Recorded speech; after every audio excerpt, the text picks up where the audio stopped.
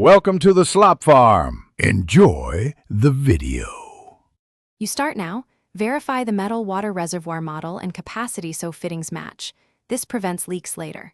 Once isolated, shut the main valve and drain to a low residual level because working with pressurized or full tanks risks injury. Next, inspect inlet and outlet ports and remove old gaskets. Replace any corroded fasteners.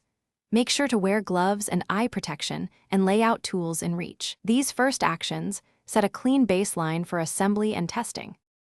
Now assemble the core components. Seat fresh gaskets and apply anti-seize on threads to prevent galling.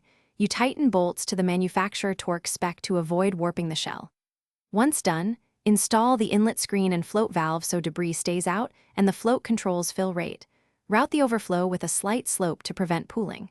Then pressure test at 1.5 times operating pressure while watching seams and fittings for leaks. If nothing shows, you move to reconnection. Finish by restoring supply slowly and observing the fill rate. Steady fill and a properly seating float mean success.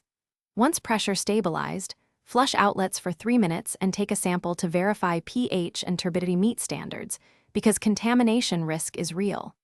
If a small leak appears, do this.